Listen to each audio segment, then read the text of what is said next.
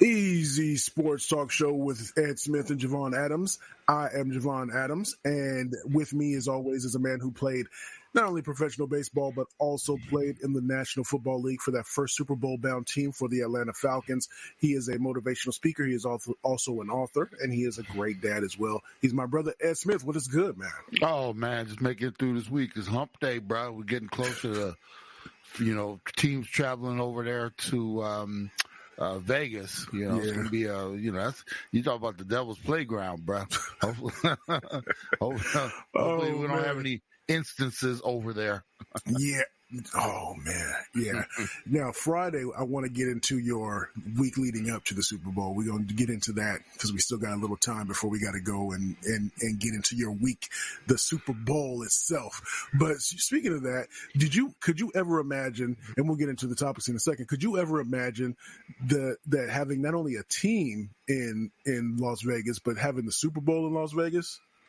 Never in a million years, man, because for so long the league preached about, the sanctity and, no, we can't be associated with gambling and that type of, thing. And, man, the gambling, whatever they did, they showed them enough money. They sure did. But Jay, it's almost like it's the same thing as with the alcohol. It was like slowly but surely they're looking around, like the league is looking around. It's like everybody's making money off all this, Why not? We can. So they team up with all the liquor, Bud Light, this, that, all their sponsors. You can tell it's coming when they start sponsoring stuff. And all of a sudden, instead of Frito-Lay, we kept seeing a whole lot of Bud Light and stuff like that, right? So we knew it was coming. Same thing with the gambling. All of a sudden, you just start seeing little signs that, and the next thing you know, bro, all hell breaks loose, and they just, they could hold it off no longer, bro. And here we are, just laying in bed with the devil itself. What's interesting is there's always that, I listen to Bomani Jones, and he'll mention this from time to time, but that you may have heard stories about the debacle or just the calamity that was the NBA All-Star game years ago, where it was just black folks showing their behinds in the worst possible way. And so I hope it doesn't get crazy with black and white folks showing their behind in the worst possible way as well. It might be, hopefully, I was going to say hopefully things have gotten better, but we know that people are still as crazy as ever. Yeah, no, I mean, if you're talking about a place that, doesn't need any help, Vegas don't need no help. And here we are bringing all these thousands and thousands of people, man, who knows how many people over into this, environment. It's going to be crazy, man. So let's get into this a little bit. Let's start off right off the bat. So since we're talking about the Super Bowl a little bit, let's get into Dynasty. Are the Kansas City Chiefs a dynasty? When you think about dynasties in football, anyway, you think of maybe the Cowboys, maybe the Cowboys of the 90s. You think of the Patriots, maybe their entire long run. You think of maybe what am I thinking of? The San Francisco 49ers. Those were a few of those teams that come to mind. Would you say that the Kansas City Chiefs are a dynasty? What I would say, Jay, is I think it's time for us to redefine our definition of dynasty. Okay. And I say that because every era is different.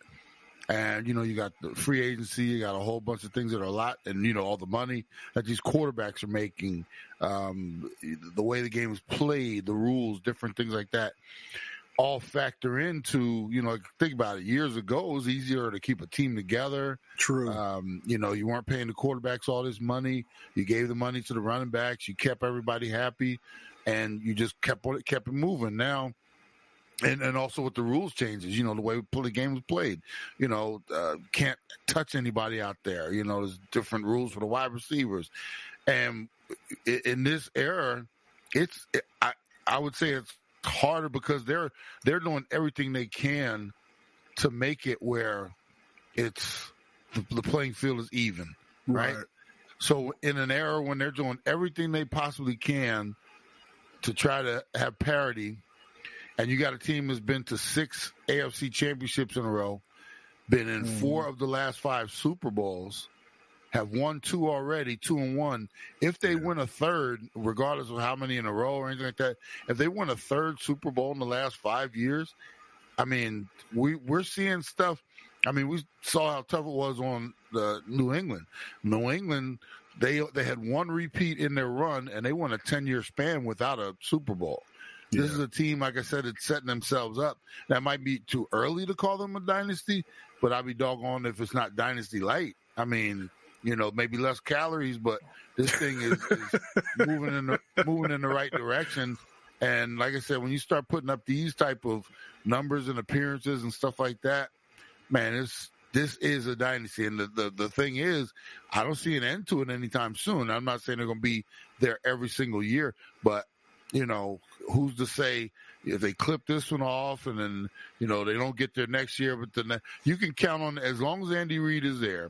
And we know, Andy he's not probably, going to be there for the next 15 years, but let's say he's there next 3 to 5 and they clip off another 1 or 2 or 3. We're getting into the area of, not just dynasty, but we're going to have to start ramping our talk up about Mahomes and his place in history already. So at 28, like I said, 6 AFC championships for the young man. He's getting ready to go to his 4th Super Bowl already. He wins this one at age 28 and starts, he's got 3 under his belt. Like I said, this is a dynasty, because like I said, we're not seeing this anywhere else. And like I said, because of the changing landscape of the game and how tough it is, I mean, these dudes are definitely showing out, man.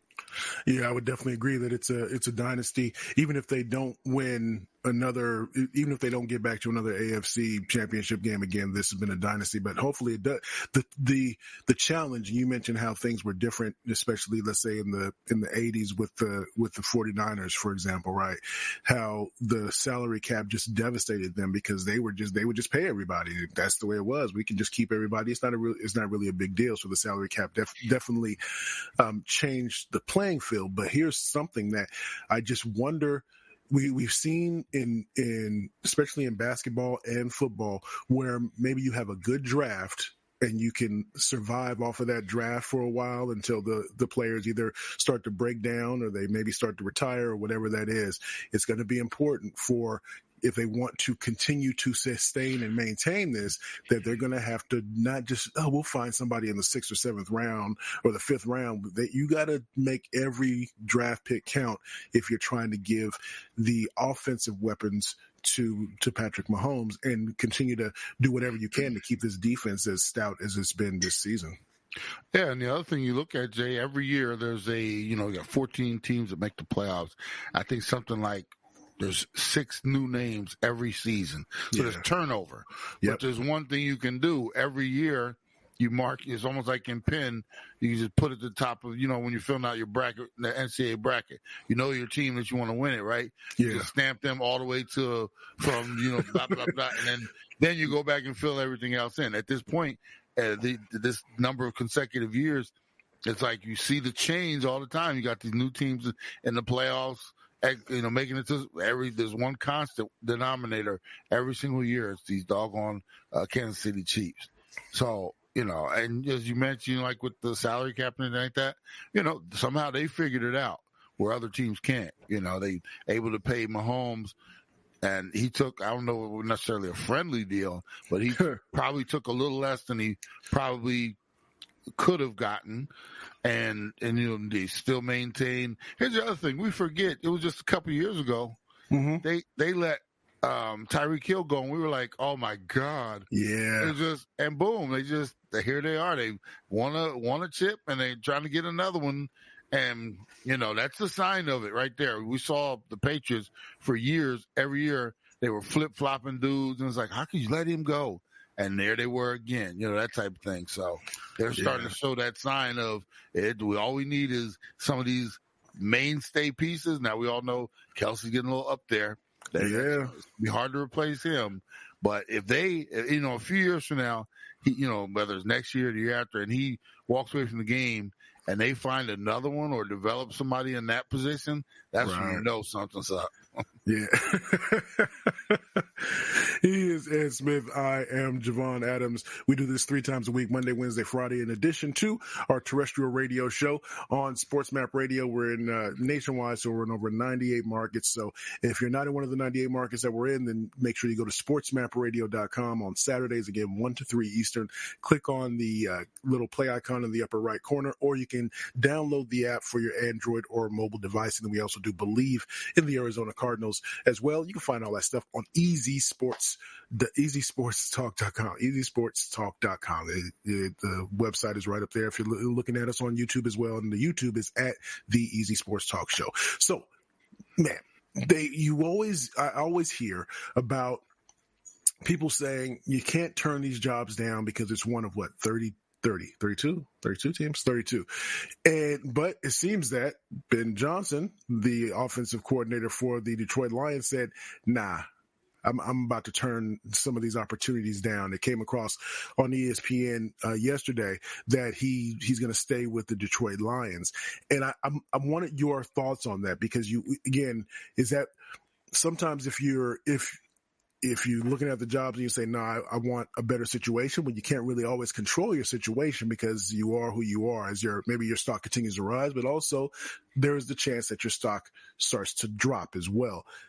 Maybe you feel that you're not ready to be a head coach if you're really looking at it and you're really honest with yourself, because taking a job, even when you know you're not ready and you hope that you can grow into it, that's probably the worst thing in the world. But it was just interesting to me that he decided to, I'll just stay here and continue to try to build on what we've done this season and try to continue to do that moving forward, and maybe see if he could throw his hat in the ring again next season. What were your thoughts when I sent that over to you? Well, I personally think it's a smart move. I mean, the man is 37 years old. As you mentioned, there's only 32 of the jobs. But why take a job just to take a job, in my opinion? If he's comfortable where he is, you got to remember, you got to factor in your family. You got to factor in, all types of different things, the roster you have, how comfortable the relationships you have there. And just because one of these jobs comes available, well, you got to take it. You got to no, you don't. Right. You have to. Now, here's the problem with some of these young coaches: they move before they're ready. And you know how it is. You're the next hot prospect, so you got to take this job. Yeah. And you move and you take something over that you're either not ready for, or it's just a bad situation. Why would you walk into something that's a crap show? And we all know now Seattle's a pretty good job. If they were offering a job, you might consider that one strongly. Look, what have the Commanders been through over the last bunch of years? What makes you think that? And I know they have new ownership, but I mean, Jay, it's like you wiping yourself after a bad doo-doo, right? I mean, no matter how many times you wipe, there's still a little left over, right? Oh, man. Until you take that good shower, bruh. So, with that being said, why would you want to go take a commander's job that's still got a stain on it, And where you're comfortable here and you're young enough where you can say, look, and whether he was asking too much money, I guarantee you his thought process is, I'm going to ask for the moon. If they're crazy enough to give it to me, then I'll possibly take it. Otherwise, I'm staying right where I am. Right. And that could have been his strategy, because he definitely didn't feel like this was the right opportunity for me. But if they throw enough at me, I'd be crazy to say no, because I set me and my family up for generations. I'm already making good money. That's great money over there. So if they do that, okay, I'll consider it.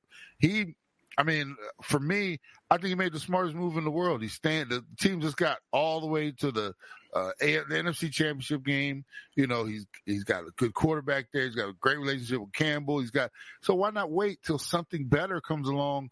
If that's your choice. And you look at the man, it's like, well, you're crazy for that. Man is comfortable in doing what he's doing.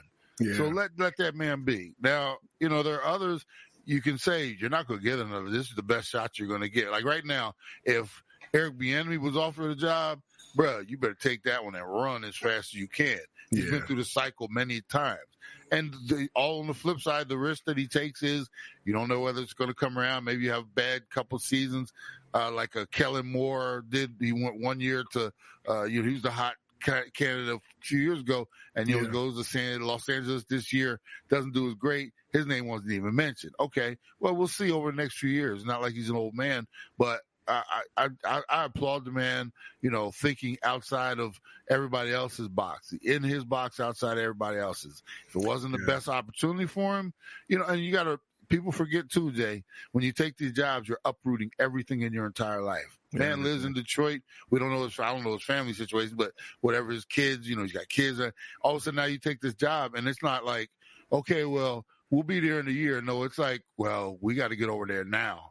And we got to start looking for a house. We got to sell this one. Honey, you need to get on and we need to, and then your whole life, you go from here to there.